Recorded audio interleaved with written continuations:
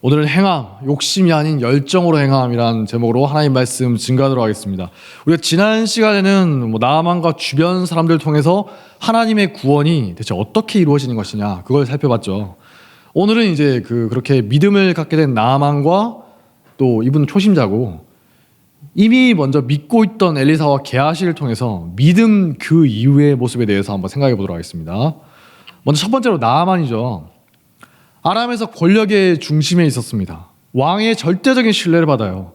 백성들의 존경을 받는 국가적인 영웅이에요. 근데 그럼에도 불구하고 교만하거나 오만하지 않아요. 탐욕에 사로잡히지 않는 사람이었던 겁니다. 그러니까 모든 사람이 다 좋아하는 거죠. 요셉처럼 처신을 잘한 거예요. 요셉도 오랫동안 총리로 있으면서 그렇게 나중에 보면 가족들이 왔을 때 다 좋아하죠. 정말 처신을 잘한 겁니다. 권력의 정점에 있는데도 질투의 대상이 되지 않았다. 굉장히 드문 거지 않습니까?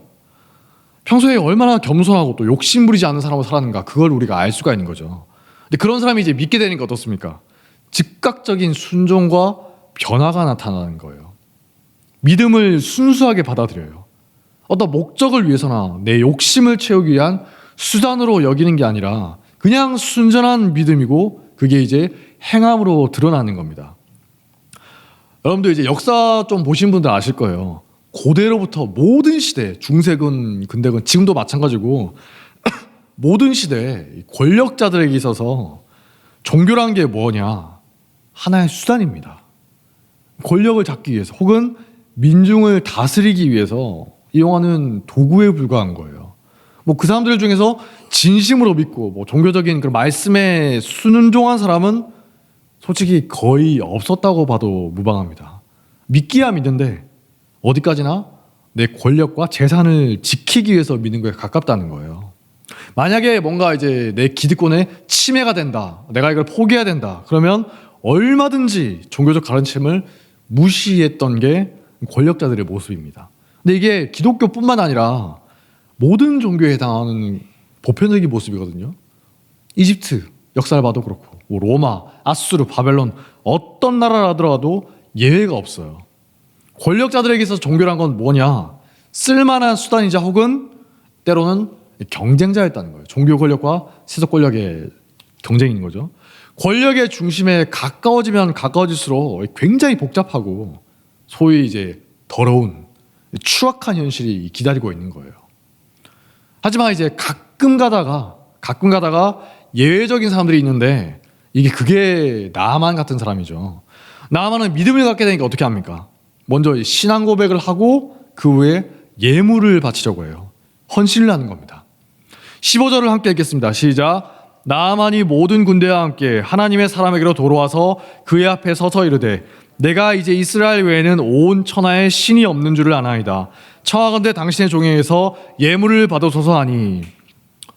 처음으로 뭐죠? 믿음을 가진 후에 즉시 자신이 믿는 바를 입으로 고백한다는 거예요. 가끔 보면 자기가 기독교인이라는 사실을 숨기면서 사는 분들이 있지 않습니까? 군대에서나 직장이나 어디서나 여러 곳에서 그렇게 사는 분들이 꽤 있어요. 왜 그렇습니까? 기독교인이라는 사실을 들켜버렸을 때 여러 사람들이 받게 되는 그런 시선이 두려운 거예요. 혹은 내가 기독교인이라고 해서 불이익을 받지는 않을까, 귀찮아지진 않을까, 살아가는데 걸림돌이 되지 않을까. 그냥 물에 물 탄 듯, 술에 술 탄 듯 종교 생활하면서 살아가는 겁니다. 그런데 로마서 10장 10절에서 바울이 말했죠. 사람이 마음으로 믿어서 의에 이르고 입으로 시인하여 구원에 이르느니라. 반드시 입으로 시인하는 게 필요하다는 겁니다. 예수님도 말씀하셨어요. 마태복음 10장 32절. 누구든지 사람 앞에서 나를 시인하면 나도 하늘에 계신 내 아버지 앞에서 그를 시인할 것이요. 누구든지 사람 앞에서 나를 부인하면 나도 하늘에 계신 내 아버지 앞에서 그를 부인하리라. 우리가 예수님에 대해서 모른 척하면 예수님도 우리를 모른 척 하시겠다는 겁니다. 물론 이제 신앙을 고백하면 죽을 수도 있고 끌려가서 핍박받을 수 있는 그런 상황이면, 이슬람 같은 그런 지역이면 좀 굳이 말을 하지 않고 가만히 있을 수도 있겠지만 우리는 그렇지 않잖아요. 여러분 혹시 예수 믿는다고 해서 끌려가서 고문받거나 죽습니까? 아무도 없어요. 그럼에도 불구하고 신앙을 제대로 고백하지 못한다면 우리의 믿음이 대체 무엇이냐 고민해 봐야 된다는 겁니다. 제가 예전에 한번 말씀드렸는데 군대에 있을 때 저희 중대 인원이 한 7, 80명 이상 됐거든요. 저는 기독교인이 거의 없는 줄 알았어요. 진짜 1년 넘게 그렇게 살았습니다. 평소에 이제 주일에 예배 드리러 가면 같이 가는 사람이 거의 없어요. 이제 휴일이나 이럴 때 교회에 무슨 일이 생기면 도와주러 가야 되잖아요. 근데 진짜 과장이 아니라 저만 가요. 제가 다른 사람들에게 같이 가자고 해도 아무도 안 가는 거예요. 그래서 이제 교회에 갔다 오지 않습니까? 갔다 오면은 어디서 농땡 치다 왔냐 하면서 엄청 욕을 먹는 겁니다. 그러다가 이제 재수없게 기분 나쁜 고참한테 걸리면 교회 갔다 왔냐 하면서 뭐 걷어찬다거나 아니면 귀싸대기 때리거나 그런 사람들이 심심찮게 있어요. 이래도 교회 갈래? 이런 느낌으로. 휴일에 자기들은 아무것도 없이 그냥 자거나 노는 거예요. 어쩌다가 뭐 무슨 일이 있죠. 진짜 군 생활하면서 한 그런 일이 2-3번밖에 없었는데 근데 그거 안 한다고. 평소에 열심히 하는데 예배드리거나 아니면 일하러 교회 갔다 오면 그렇게 괴롭히는 거예요. 근데 우연히 제가 어느 날 이제 중대원 전체 인적사항을 보게 될 일이 있었습니다. 놀랐어요. 중대에 있는 사람의 절반 이상이 자기 종교를 기독교라고 써놨더라고요. 훈련소에 있을 때 자기도 모르게 뭣도 모르고 솔직하게 써버린 거죠.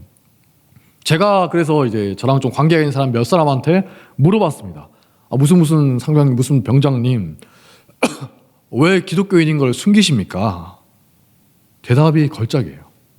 야, 나도 밖에 나가면 교회 다녀. 여기서는 귀찮은 일만 생기잖아. 휴일에도 끌려가서 일해야 되고 고3들 눈치 보이고. 제가 그때 이게 뭔가 싶긴 했는데 근데 제 몸 하나 건사하기도 힘들 때라서 그냥 넘어갔어요. 근데 계속 생각이 나는 거예요. 대체 왜? 믿는다고 해서 죽이는 것도 아니고 좀 귀찮아지고 핍박이 있을 때는 있긴 하지만 뭐 옛날처럼 막 줄게 팬다거나 고문을 하는 것도 아닌데 대체 왜 저러는 것일까? 저는 그분들의 믿음이란 게 대체 뭔가 아직도 잘 모르겠습니다. 여러분 중에 혹시 숨기면서 살아가는 분이 계십니까? 부끄러운 모습이에요. 예수님이 말씀하셨잖아요. 누구든지 사람 앞에서 나를 부인하면 나도 하늘에 계신 내 아버지 앞에서 그를 부인하리라. 믿음을 부끄럽게 여기면서 숨기려고 한다면 과연 그게 제대로 된 믿음인가? 의문스럽다는 겁니다. 나만 어때요? 자기가 예전에 알고 있던 모든 걸 내려놓고 자기가 세계가 깨어지잖아요. 근데 진리 앞에 엎드리는 겁니다. 새 피조물이 되는 거죠. 그리고 말로 고백을 해요. 고백에만 머무르는 게 아니에요.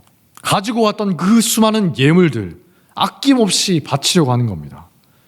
그냥 병을 고쳐줘서 감사합니다 이런 게 아니라 그걸 넘어서서 진짜 신이 누군가 내가 이제야 알겠습니다. 감사의 표현이에요. 뭔가를 얻어내려고 하는 것도 아니고 선지자와 친해지려고 하는 것도 아니고 뭐 뇌물을 먹이려고 하는 그런 것도 아니에요. 그냥 좋아서 자발적으로 그렇게 하는 겁니다.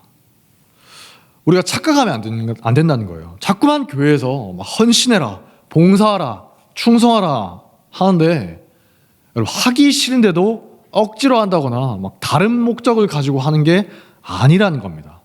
우리가 나만처럼 정말 하나님을 믿는 믿음 안에서 내 마음 안에 기쁨이 넘쳐나고 또 구원에 대해서 감격을 느낀다면 너무나 자연스럽게 당연히 헌신으로 이어지게 되어 있다는 거예요.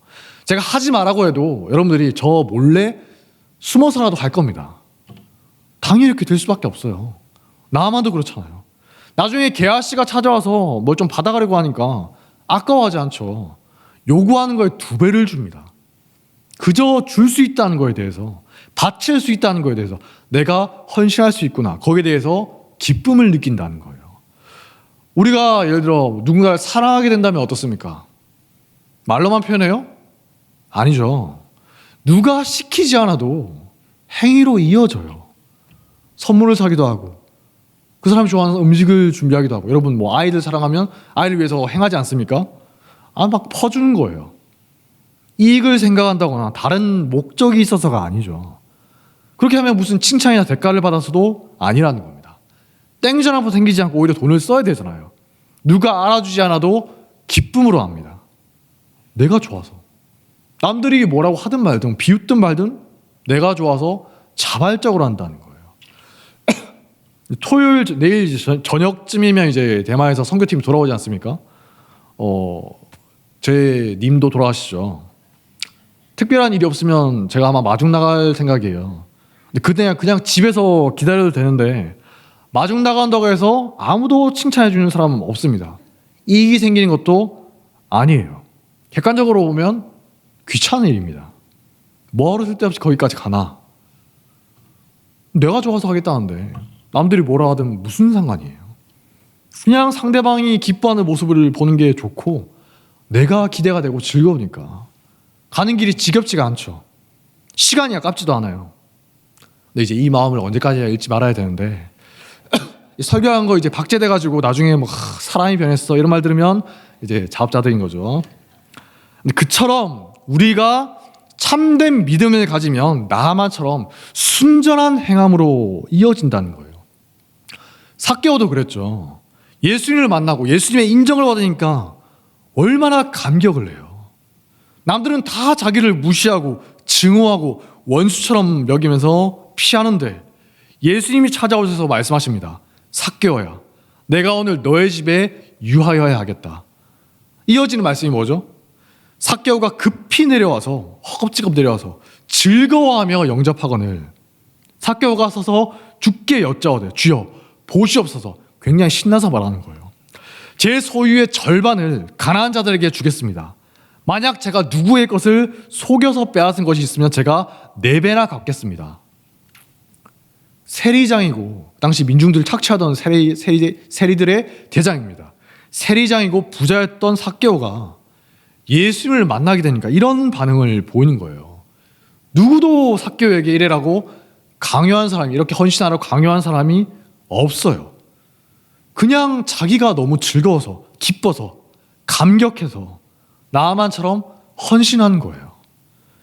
이게 믿는 자의 정상적이고 바람직한 모습이라는 겁니다. 이 모습을 보고 예수님이 말씀하십니다. 예수께서 이르시되 오늘 구원이 이 집에 이르렀으니 이 사람도 아브라함의 자손이미로다. 제가 오늘 굳이 우리 교회에서 뭘 해야 되고 또 누가 헌신하고 이런 거 말하지 않겠습니다. 그냥 원칙을 제시할게요. 믿음을 가지십시오. 믿으세요. 순전한 믿음을 달라고, 구원의 감격과 기쁨을 누리게 해달라고 하나님께 기도하시라는 겁니다. 그렇게 할 때 우리 교회는 누가 시키지 않아도, 심지어 뜯어 말려도 서로 섬기겠다고, 헌신하겠다고 번호표 뽑아서 할 거예요. 나만 같은 분들이 넘쳐나게 될 거라는 겁니다. 이런 영적인 흐름이 우리 교회에 자리 잡게 되기를 주님의 이름으로 축복합니다. 둘째로는 게하시죠. 게하시가 누굽니까? 엘리사의 가장 가까운 사환이에요. 다른 제자들보다 가장 가까운 사람입니다. 누구보다 엘리사 곁에서 많은 걸 배웠던 사람이 게하시예요. 이미 믿고 있던 사람이죠. 근데 탐욕에 사로잡혀 버립니다. 함정에 빠지는 거예요. 성경은 끊임없이 탐욕에 대해서 경고하고 있습니다. 골로새서 3장 5절 말씀을 보니까 이렇게 말하죠. 탐심은 우상숭배니라. 십계명의 처음과 끝을 꿰뚫는 게 이 말씀이에요. 첫 번째 계명이 뭡니까? 우상숭배하지 말라. 10번째 계명이 뭐죠? 너의 이웃의 소유를 탐내지 말라. 수미상관 구조처럼 처음과 끝을 이제 완전히 십계명 전체를 감싸고 있는 구조인 거예요. 그러니까 만약에 탐욕에 사로잡힌다. 십계명 전체를 어기는 것처럼 위험한 일이라는 겁니다. 우리의 모든 죄가 사실상 탐욕에서 비롯되었다는 거죠. 씨 뿌린 비유에서도 보세요. 말씀을 막아서 결실하지 못하게 한 게 뭡니까? 어떤 이는 가시떨기에 뿌려진 자니 이들은 말씀은 듣긴 하되 세상의 염려와 재물의 유혹과 기타 욕심이 들어와 마음을 막아서 결실하지 못하게 되는 자요. 탐욕에 사로잡히다 보니까 아무리 말씀을 듣고 예배드리고 기도를 해도 헌신을 해도 결실하지 못한다는 거예요. 여러분 이거 정말 무서운 겁니다. 이미 믿던 사람들, 교회 좀 다닌 분들이 제일 빠지기 쉬운 함정이에요. 선지자의 제자도 함정에 빠지잖아요. 엘리의 자식들이 제사장이지 않습니까? 종교 지도자예요. 그럼에도 불구하고 하나님의 저주를 받게 된 이유가 뭐예요? 탐욕, 욕심에 사로잡혀서요. 사울 왕이 하나님의 제사장들을 학살하죠. 막 나가는 거예요. 하나님을 대적하게 된 이유가 뭡니까? 욕심 때문이에요. 내 권력, 내 자식에게 왕위를 물려주고 싶다. 욕심의 마음을 뺏기면 한순간에 무너진다는 거예요. 다윗도 어떻습니까? 욕심에 눈이 돌아가니까 정말 미친 정신 나간 짓을 하죠. 욕심은 우리를 망하게 한다는 겁니다.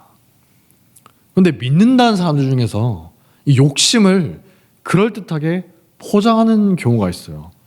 게하시도 어떻습니까? 20절을 보니까 하나님의 이름으로 자기 욕심을 포장하지 않습니까? 16절에 엘리사가 했던 말과 똑같은 말을 하는 거예요. 20절을 함께 읽겠습니다. 시작. 하나님의 사람 엘리사의 사환 게하시가 스스로 이르되 내 주인이 이 아람 사람 나아만에게 면하여 주고 그가 가지고 온 것을 그의 손에서 받지 아니하였도다. 여호와께서 살아계심을 두고 맹세하노니 내가 그를 쫓아가서 무엇이든지 그에게서 받으리라 하고, 감히 여호와 이름으로 열심히 포장하는 거예요. 종교적으로 합리화하는 거예요. 우리도 어때요? 내 욕심으로 자기 의로 하는데도 겉으로는 그럴듯하게 포장한다는 거예요. 교회 좀 다녔다, 그런 분들일수록 이런 경향이 심하다는 겁니다. 들은 게 많으니까. 속담 중에 그런 말 있죠. 서당계 3년이면 풍어를 흘린다. 들은 게 좀 있어서 그대로 줄줄 말한다는 거예요. 교회 생활 좀 하다 보면 얼마든지 자기 말과 행위를 그럴듯하게 포장할 수가 있다는 겁니다. 진짜 속마음은 뭐냐? 욕심이고 자기의인데 하나님의 이름으로 여호와께서 살아계심을 두고 맹세하노니, 말씀을 끌어와서 아닌 척 꾸민다는 거예요. 사람은 속일 수 있을지 몰라도 하나님은 속일 수가 없죠. 게하시도 나아만은 속였지만 엘리사는 속일 수가 없었어요. 그래서 어떻게 됩니까? 나아만에게 있던 나병에 걸려서 하나님의 징계가 임하는 겁니다. 이처럼 우리가 신앙생활을 하면서 여러 가지 말을 하고 여러 가지 행동을 하지 않습니까? 여러 가지 행함이 있어요. 근데 그 동기가 중요하다는 겁니다. 나아만은 어떻습니까? 순수한 믿음에서 비롯된 순전한 헌신을 했죠. 근데 게하시는 욕심에서 비롯된 말과 행동을 한다는 겁니다. 비슷한 게 사도행전에 나오는 아나니아와 삽비라 부부지 않습니까? 앞에서 바나바가 먼저 헌신을 해요. 자기 밭을 팔아서 교회에 헌금을 하죠. 그걸 보고 많은 사람이 칭찬을 합니다. 근데 이제 아나니아와 삽비라가 그걸 보고 자기들도 인정받으려고, 사람들 칭찬받아 보려고 똑같이 따라하려고 하는데 동기부터가 불손해요. 헌신도 온전하지가 못하다는 겁니다. 처음 헌금하는 것보다 훨씬 적게 해요. 아까우니까. 겉으로는 아닌 척 하는데 실제로는 아까운 겁니다. 그래서 어떻게 하죠? 속이는 거예요. 베드로가 물어봅니다. 이게 밭을 판 전부이냐? 아니라고 하면 되는데 예, 전부입니다. 거짓말을 하죠. 이걸 보고 베드로가 말합니다. 사람에게 거짓말한 것이 아니요 하나님께 거짓말한 것이다. 너희가 어찌 함께 깨하여 주의 영을 시험하려 하느냐. 부부가 다 죽는 겁니다. 하나님이 심판을 받아요. 욕심에 사로잡혀서 거짓된 행위를 하는 건 원래 하나님 앞에 죽을 죄라는 겁니다. 아무리 그렇게 포장해서 사람들에게 칭찬을 받을지 몰라도 마음 중심을 보신 하나님은 그걸 굉장히 악하게 보신다는 겁니다. 주의 영을 시험하려 하느냐. 엘리사가 게하시를 향해 뭐라고 합니까? 지금이 어찌 은혜를 받으며 옷을 받으며 감람원이나 포도원이나 양이나 소나 남종이나 여종을 받을 때냐? 정신 차려라. 지금 영적 전투가 벌어지고 있는 상황인데 욕심에 사로잡히는 건 배신이나 마찬가지라는 거예요. 전체를 망치는 배신자라는 거죠. 교회에서도 마찬가지입니다. 다 같이 이제 하나님의 뜻을 위해서, 교회를 위해서 헌신하는 분위기인데 욕심에 사로잡혀서 다른 목적을 가지고 행한다면 하나님께서 치신다는 거예요. 사람은 속일 수 있지 몰라도 하나님은 반드시 심판하신다는 겁니다. 야고보서 1장 14절부터 보면 이렇게 경고하고 있습니다. 오직 각 사람이 시험을 받는 것은 자기 욕심에 끌려 미혹 때문이니 욕심이 잉태한즉 죄를 낳고 죄가 장성한즉 사망을 낳느니라. 혹시 인생 가운데 뭔가 자꾸만 걸리는 게 있습니까? 열심히 헌신하고 예배드리고 기도하는데도 계속 문제가 생기십니까? 욥처럼 의인의 고난일 수도 있지만 게하시처럼 욕심에 사로잡혀서 행하기 때문에 그런 일이 벌어질 수도 있다는 거예요. 영적 전투가 남을 이제 막 함부로 너 그런 거 아니야 정지할 필요는 없지만 자기 스스로 철저하게 돌아보시라는 겁니다. 영적 전투가 벌어지고 있는 와중인데 배신을 하고 있으니까 잘 될 리가 없죠. 여호수아 때도 어때요? 여리고 성을 무너뜨릴 때 아간이 욕심을 부리죠. 하나님의 말씀을 무시하고 재물을 챙겨요. 이 정도쯤이야. 근데 아간의 배신 때문에 이스라엘 전체가 고통을 받습니다. 왜죠? 하나의 영적인 공동체이기 때문이에요. 하나의 공동체.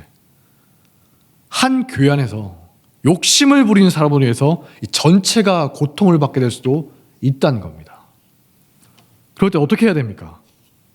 다 내려놓고 회개하면서 다시 하나님 앞에 정결하게 나아가는 자세가 필요하다는 거예요. 솔직하게 하나님 앞에 고백하는 겁니다. 하나님, 제가 욕심에 사로잡혀서 정직하지 못했습니다. 제 죄를 내려놓고 회개하오니 다시 정결한 마음을 회복시켜 주시옵소서. 다윗이 그 끔찍한 죄를 지은 후에 철저하게 회개하면서 고백하지 않습니까? 시편 51편 말씀이에요. 거기서 뭐라고 합니까? 보소서 주께서는 중심이 진실함을 원하시오니 하나님이여 내 속에 정한 마음을 창조하시고 내 안에 정직한 영을 새롭게 하소서. 주의 구원의 즐거움을 나에게 회복시켜 주시고 자원하는 심령을 주사 나를 붙들어 주시옵소서. 탐욕에 사로잡힌 마음이 아니라 진실된 마음, 정직한 마음을 주시고 나아가서 그 구원의 즐거움, 제가 예전에 누렸던 구원의 즐거움을 다시 회복시켜 달라는 거예요. 다시 그때의 기쁨과 또 자원하는 마음을 회복시켜 달라는 겁니다. 나아만처럼 삭개오처럼 하나님, 제가 그렇게 즐겁게 순수하게 기뻐하고 순수하게 헌신하던 그 순전한 마음을 회복시켜 주시옵소서. 혹시 여러분 중에 게하시와 같은 상황에 처한 분들이 있습니까? 저한테 말할 필요 없습니다. 하나님께 고백하라는 거예요. 아무리 애를 써도 영적으로 막히는 분들이 있습니까? 사람들의 칭찬을 받고 있지만 하나님은 아시는 죄악이 있습니까? 저는 있어요. 저도 말이 찔리는데 주님 앞에 내려놓고 회개하셔야 됩니다. 영적 전투의 현장에서 나도 죽고 내가 속한 공동체, 내 주변 사람들도 상하게 할 수가 있다는 겁니다. 하지만 다윗처럼 진실된 회개를 할 때 주님이 다시 회복시켜 주실 것입니다. 욕심으로 인해서 말씀이 결실치 못하는 가시떨기 같은 밭에서 벗어나서 30배, 60배, 100배의 결실을 맺는 좋은 마음밭을 회복하시길 주님의 이름으로 축복합니다. 마지막 세 번째, 엘리사죠. 엘리사는 엄청난 재물 앞에서도 마음을 뺏기지 않아요. 눈 하나 깜찍하지 않아요. 끄떡도 하지 않습니다.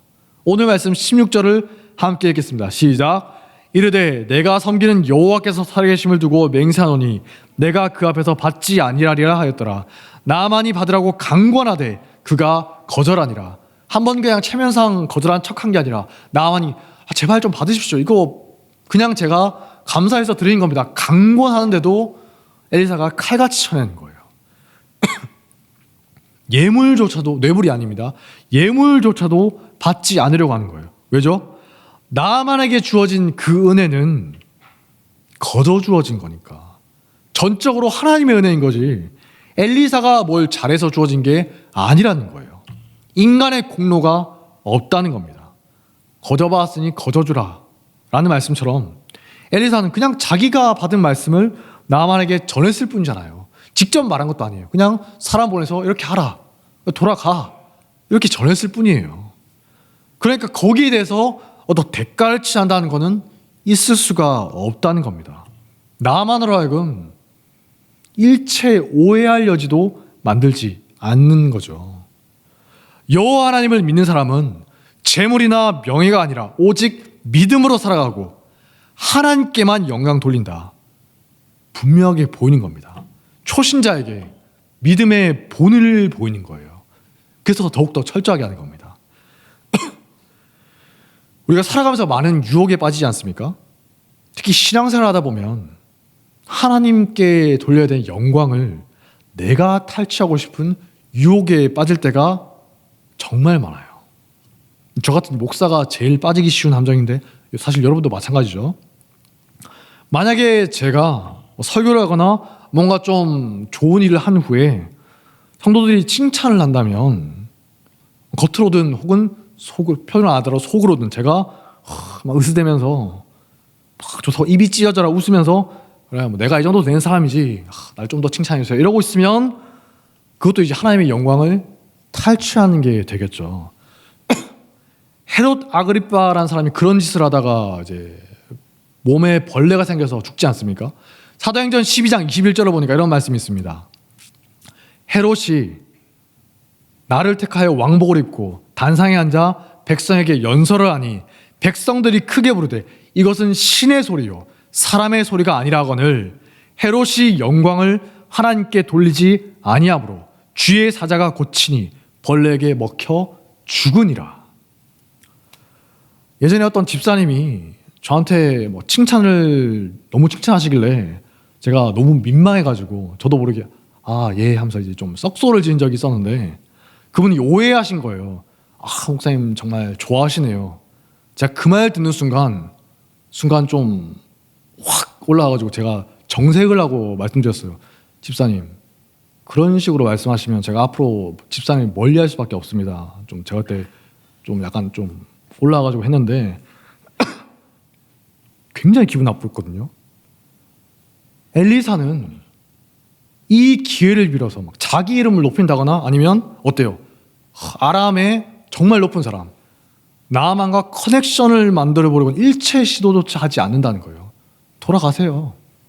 그냥 담담하게 하나님께만 영광을 돌리고 있어요. 솔리데오 글로리아 오직 하나님께만 영광을. 어떻게 이럴 수 있습니까? 엘리사는 스승이었던 엘리야의 마지막을 지켜본 사람이죠. 엘리야가 어때요? 가지고 있던 능력과 명성과 모든 걸 다 버려두고 하나님께 떠났잖아요. 엘리야께 아니라는 거예요. 그 많은 제자들도 사람들의 칭찬도 다 헛된 거예요. 오직 하나님의 영광과 하나님이 주신 사명만 엘리사에게 이어진 그렇게 남은 거죠. 엘리사가 그 현장에 혼자 있었어요. 두 눈으로 똑똑히 봤습니다. 죽을 때까지 잊지 못하겠죠. 나만이 아니라 아람 왕이 직접 찾아와서 높여주려고 한다 하더라도 눈 하나 깜짝하지 않는 겁니다. 사람의 칭찬이나 인정 혹은 명예와 재물과 어떤 것이라 하더라도 결국에는 다 버려두고 떠날 수밖에 없는 거구나. 모든 게 주님께로 와서 주님께로 말미암고 주님께 돌아갈 것이다. 진짜 알고 있는 거예요. 그러므로 우리가 헌신을 하면서 내가 뭔가를 했다 주장하면 안 돼요. 착각하지 마시라는 겁니다. 내가 나서서 하나님의 영광을 탈취하는 순간 하나님 앞에 죽을 죄를 짓는 겁니다. 그 진짜 죽는 죄예요. 저는 그런 걸로 죽긴 싫거든요. 여러분도 그런 걸로 죽고 싶지는 않으시죠? 그렇게 하다가 진짜 죽는 수가 있어요. 그게 원래는 여러분 원칙적으로는 원래는 죽는 게 당연한 죄인데 하나님이 오래 참아주시는 겁니다. 그걸 모르고 인간들이 자꾸만 자기 공로인 양 자기가 대단한 양 사람들 앞에서 자랑하고 사람들이 칭찬할 때 그럼 내가 좀 그렇지 하면서 교만하게 되고 하나님의 영광을 탈취하고 있는 건데 그러다가 헤롯 아그리빠가 돼서 죽는 거예요. 얼마나 수치스러운 죽음이에요. 지금 나에게 있는 이것들 내 것이라고 착각한 사람은 사람들의 칭찬을 즐기겠죠. 하지만 내 주인이 있으시다. 나의 주인이 있다. 내 주인이 누구인가 분명하게 아는 사람은 베드로와 바울처럼 사람들이 막 떠받들고 심지어 신으로 여긴다 할지라도 옷을 찢으면서 말리는 거예요. 정말 불편하게 느끼는 겁니다. 왜 한낱 사람이고 나도 죄인일 뿐인데 한낱 사람일 뿐인 나에게 주목을 하는 것이냐. 하나님께만 영광 돌리십시오. 하나님만 주목하십시오. 나로 하여금 죽음에 이르는 죽을 죄를 짓도록 만들지 마십시오. 내가 하는 모든 것은 오직 하나님의 영광을 위한 것입니다. 우리가 믿음을 가진 후에도 많은 생각과 말과 행동을 하며 살아갈 것입니다. 초신자도 계실 수 있죠. 잘 들으셔야 됩니다. 그럴 때 오늘 말씀에 나오는 나아만과 게하시와 엘리사를 기억하셔야 됩니다. 나는 과연 지금 어떤 유형의 사람이냐? 나아만과 같은 순진함을 가지고 엘리사와 같은 겸손함으로 나아가시기 바랍니다. 혹시 게하시와 같은 함정에 빠졌다면 회개하고 돌이키시기 바랍니다.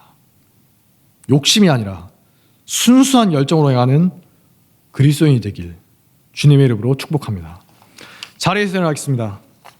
하늘의 것을 구하게 하소서 찬양하겠습니다.